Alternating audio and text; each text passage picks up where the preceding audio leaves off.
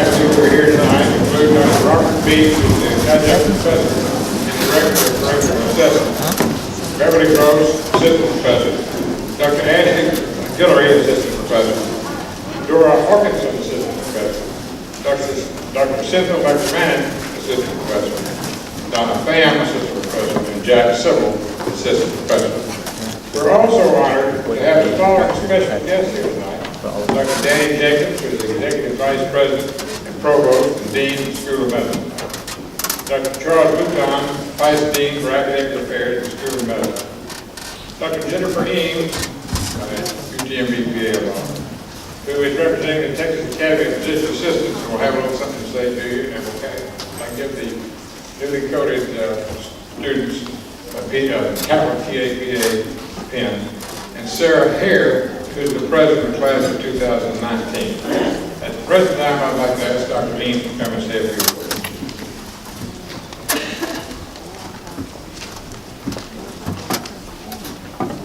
Thank you so much, Dr. Townsend.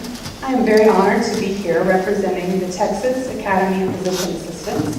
I have literally been in your seat.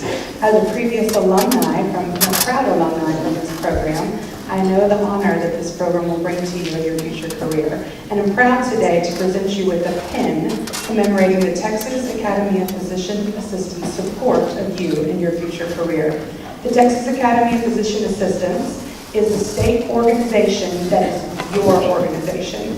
The laws that govern your PA practice were not come to naturally. Those took lots of fighting and lots of years of hard work, and we stand on the backs of those that have gone before us. So I encourage you, every time you look at this pin, proudly proclaim your profession to others, and also to look back and thank those that have gone before you and built this profession into one of the most wonderful and proud professions that exist, even being ranked the number one career for millennials by Forbes magazine. For those of you moms and dads that didn't know, your students are going to do well.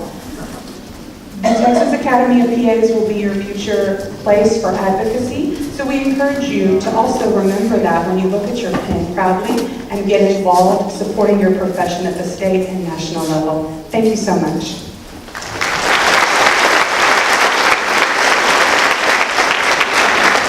We have Sarah Hare, who is the Vice President for 2019, come and say a few words.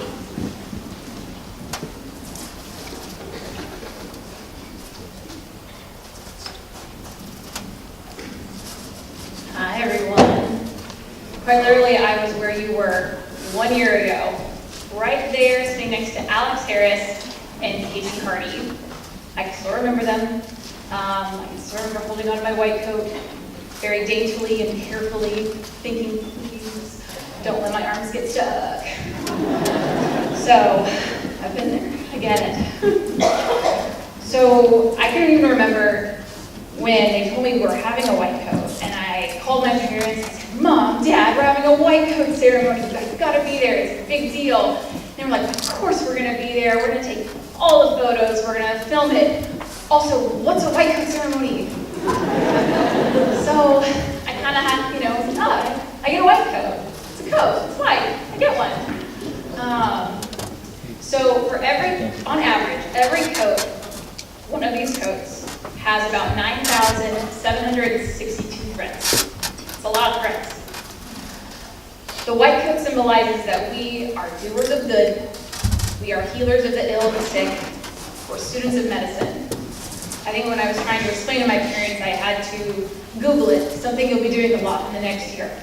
The definition that they came up with was a moment in time where a student, is elevated from the level of layman to a level of higher thinking and higher power.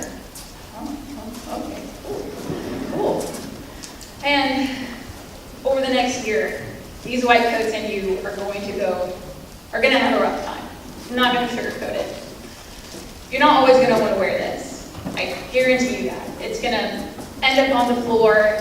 And it's okay, because laundry gets kind of hard. You either have to study or you do laundry. It happens. It may have ended up as a dog bed only once. It only happened once, I promise. PA school's hard, but you guys are going to get through it. You're gonna have a moment, you might have more than one, you're gonna break down, and that's okay.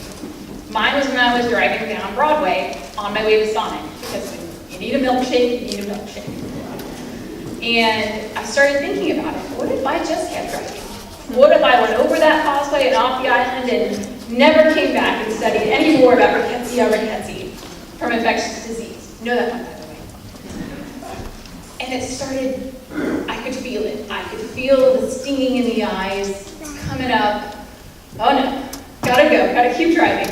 Pull in, I press that red button, I yell my order, almost yelling quite literally at the person. And they come out with my food, and they knock on my door because they don't realize they're there. And I roll down the window, and she says, "Honey, are you okay?" "Yeah, I'm okay. I'm fine. Just I need a milkshake." That's the worst thing anyone can say to you, right? When you're right on the verge. Are you okay? That's exactly what you guys gotta do for each other. So right now, what I want all of you to do, look at the person in front of your name and the person behind your name. And the first and the last, you guys will meet up eventually. But do that right now. And I want you, if you don't already know them, I want you to know their name.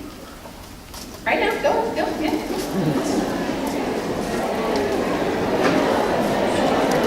All right. We got the names, okay. All right. Now this is your task. These people are your charge. You are responsible for making sure that those two people make it through this program. Because no one gets through this program alone. Absolutely no one does. So when you're low, you reach out to them. When they're low, make sure that they know they're gonna make it through. I'm very proud to say that every single person in our class made it through this year. So very proud of them for that.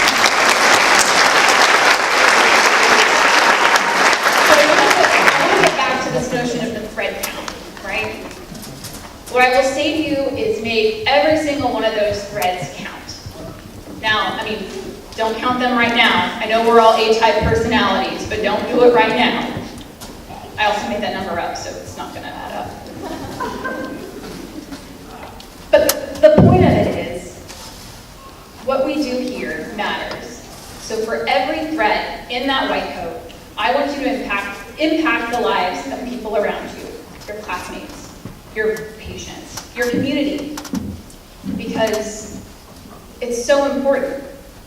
You were raised by this community.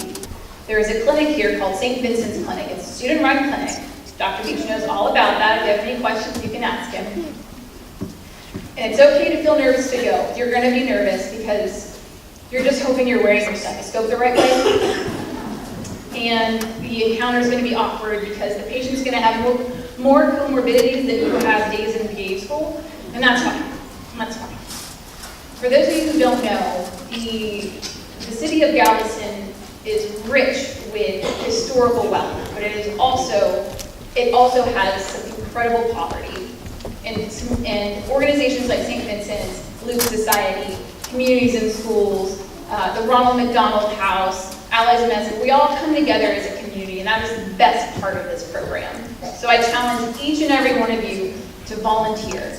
That's where you're going to get your experience, and that's where you're going to learn the most about not just medicine. So with that, again, I encourage all of you to involve, and it doesn't have to be any one of those. Find what inspires your passion. You can even make it a social thing. You can go out, to Bruce Brothers after. You can go to the library. You can go to the library afterwards. That's where you'll go, and you'll spend lots of hours there. And also, make sure you save some time to enjoy the island. It's got a lot to offer, not just beaches. There's the pleasure pier. I did the pleasure pier a few times. I like roller coasters. But make sure you enjoy it, because I feel like before I realized I was enjoying this place, this wonderful home, I was leaving. So try to enjoy it. I learned to embrace the 7 o'clock seagull alarm clock that I get. You'll learn to love it. You'll start seeing the water. It's not just brown, but it's just green that didn't quite make it. And that's okay. And lastly, as I look back at this past year, I really hope that I've earned this white coat, because even though it may have gotten forgotten a couple times when I was supposed to have it, it means so much. It's a coat of commitment. It's a garb of responsibility, and frankly, it's a white superhero cape with sleeves. So what I will leave you with is make every thread count.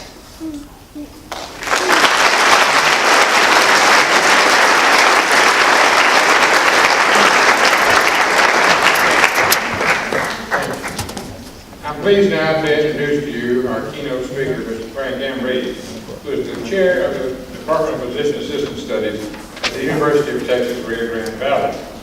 He is a 1977 alumnus of this program, has been active in training physician assistants in Texas for the past 40 years.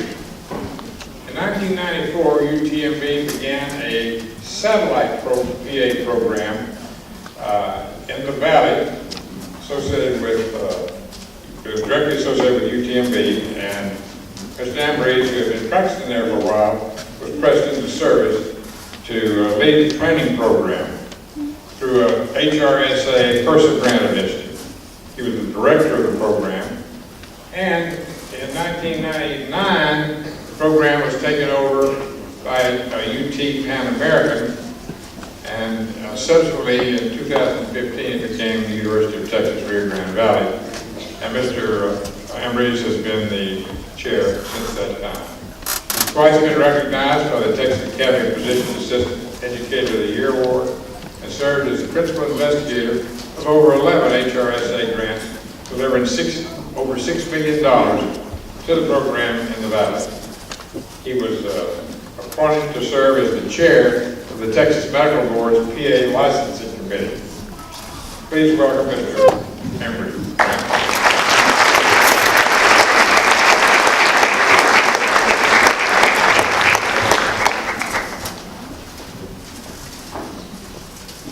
What an honor. I only wish my mom was alive to hear those kind words today, Dr. Thompson.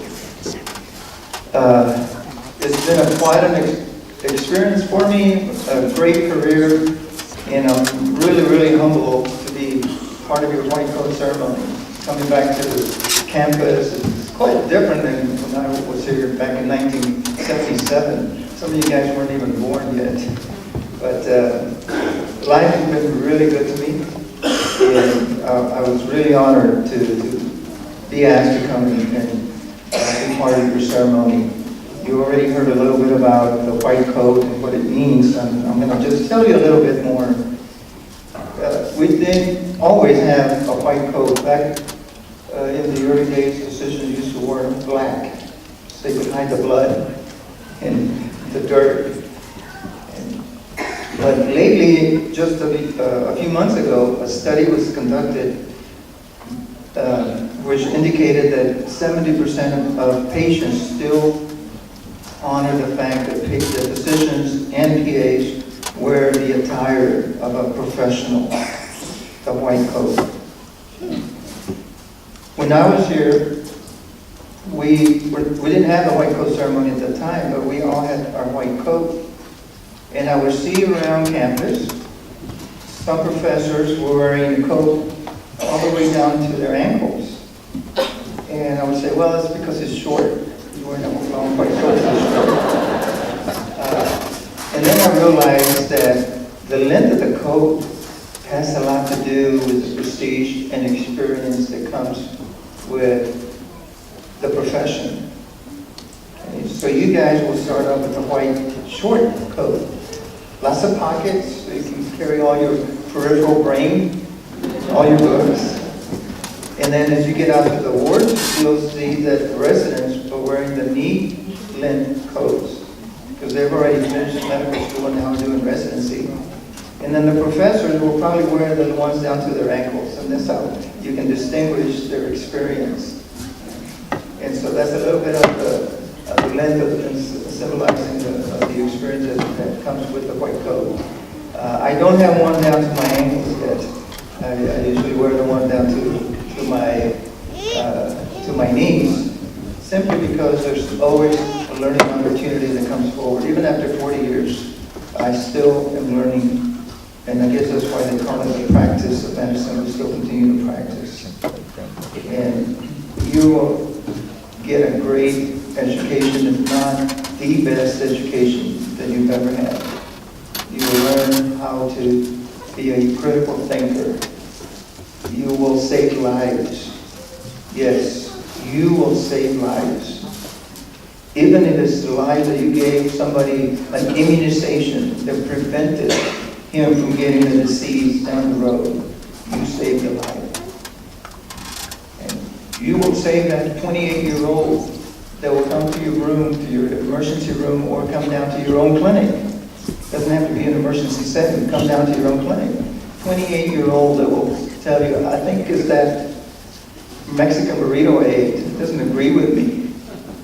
But you take a good history, you do your physical exam, and then you realize, let's do an EKG. And you realize he's got the inferior MI. Remember that.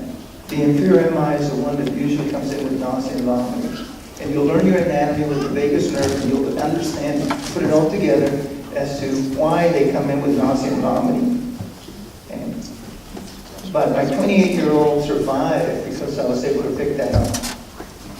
That's how well trained you guys will be. Now getting back to the white coat. That white coat means a lot. This is, counting that white coat is the start of your professional identity formation. What do I mean by that? You're not professionals yet. We will train you to be professionals. You will make professional mistakes. Just don't repeat them. And that's how you learn. We all make mistakes. I made a lot of mistakes when I was a student. I made several mistakes as a PA at practice. But you learn from them. You learn from them. You don't repeat them. So the white coat is a privilege, a passage of privilege to allow your ability to treat a patient. You will learn how to treat different heart conditions. You will learn that the right treatment for hypertension or congestive heart failure. But this program is not only going to teach you how to treat the patient, this program is going to teach you how to care for that patient. Anyone can treat a patient by reading the book and doing the right things. Earlier, I had an opportunity to talk to the class about the multiple intelligence that we all have, right brain, left brain.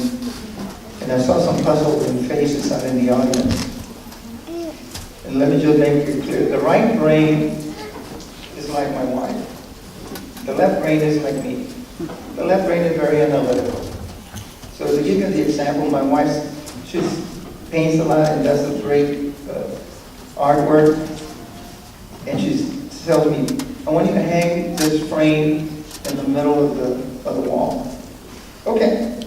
I go out and get my laser beamer, my nails, my hammer, and I'm measuring top and bottom, side with my laser. And 30 minutes later, she walks in and says, you haven't done it yet? I said, no, I'm almost there. Said, give me that. So she gets the hammer, she gets the nail, she eyes it and goes in there, bangs it, puts it right up and says, there, hang it. I go, but how do you know it's in the center? She says, I know. So I wanted to prove her wrong, so I get my laser and I measure it, and she has it right in the center. Left brain, right? I mean, the right brain, I'm the left brain. I got to make sure all this stuff. And so, with multiple intelligence, that you'll learn how to be successful, you'll also need to learn what we call emotional intelligence. Emotional intelligence. There are 10 things that I want you to remember about emotional intelligence as you gown your white coat. And by the way, keep that coat pressed. Keep it clean. Be proud. Get yourself a second one if you have to, in case one gets dirty. But your multiple intelligence will be also part of your professional development. on your patients. You will also have some self-awareness of your abilities and your shortcomings. You'll need to know your limitations. You need to know when to ask for help.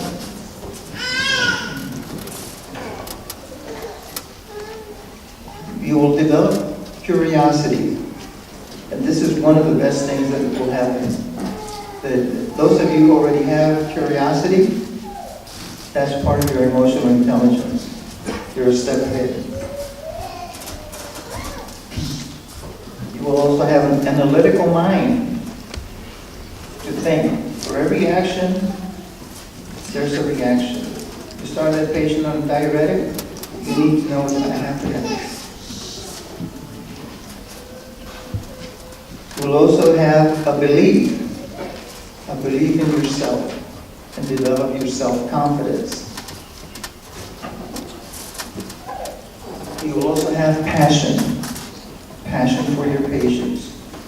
And you will also be optimistic, not a pessimist. There will always be hope. You'll always be hoping that you're doing the right thing. And with your self-confidence and your education, you'll know you're doing the right thing. Richard Ray once told me that the problem, not the problem, but the thing with me and you, Frank, is that we do the right thing. So think about that. Do the right thing. Adaptability. Every PA student needs to have adaptability. You have to be adaptable. You're preparing for your class, and then that class is canceled or is moved up, and the curriculum changes a little bit. You have to be adaptable. That's part of your emotional intelligence. Your emotional intelligence is how do you deal with changes? How do you take that change? You're just given the hand out of all your rotations, and you say, oh, I don't want to go there, I wanted to go over here, and you throw a fit. And that's not taking care of your emotional intelligence. You deal with it, and there's ways to deal with that. So, getting back to knowing who you are, knowing your limitations, showing compassion, showing empathy, and best of all, learning how to take care of your patient, not treating your patient, taking care of your patients. So with that, I want to keep it short and extended. I'd like to talk and give you all kinds of stories, but I'll keep it short and say that wearing that white coat is a privilege. When you wear that white coat, patients will trust you. Patients will tell you their inner secrets. They expect confidentiality. You have been accepted into this program out of thousands of people that applied. Take advantage of the learning experience. Sometimes we say this is a journey. Finishing the program is not your destination. Finishing the program is just the next step in your journey. Become a lifelong learner. There's plenty of opportunity to continue. Medicine changes every day. If you don't keep up, you're not doing the best for your patients. So as you are gowned this white coat, don't take it for granted.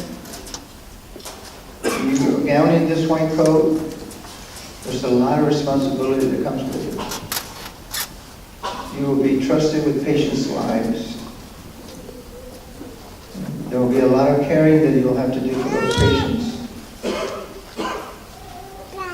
But wear it with honor and keep it clean.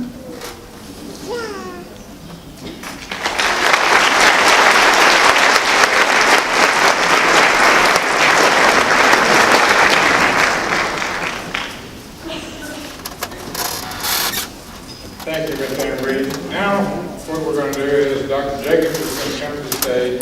Professor Jack Sybil will call the students. Dr. Jacobs will put the coats on, and Dr. Eames will give us the cap pin. I'll just get to stand up there and shake their hand. After that, we're going to ask Dr. Sarah Hare to come and lead you in the oath.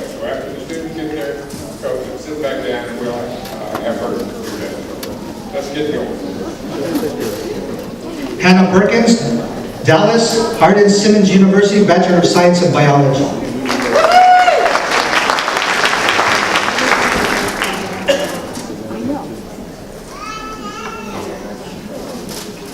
Elizabeth Prieto, Laredo, Texas, Texas A&M International University, Bachelor of Science in Biology.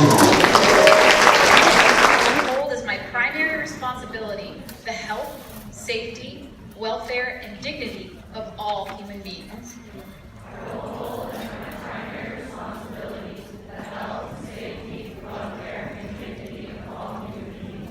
I will uphold the tenets of patient autonomy, beneficence, non-malfeasance, and justice.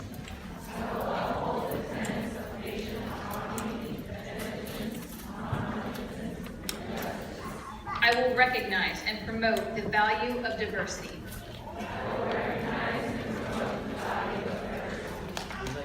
I will treat equally all persons who seek my care. I will hold in confidence the information shared in the course of practicing medicine.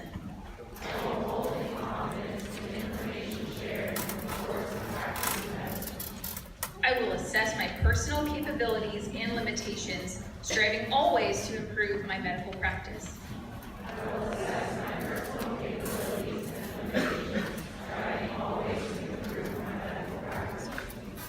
I will actively seek to expand my knowledge and skills, keeping abreast of advances in medicine.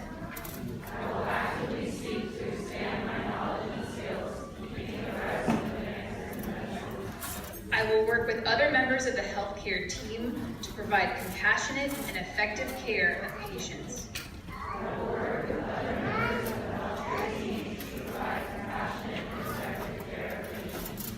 I will use my knowledge and experience to contribute to an improved community.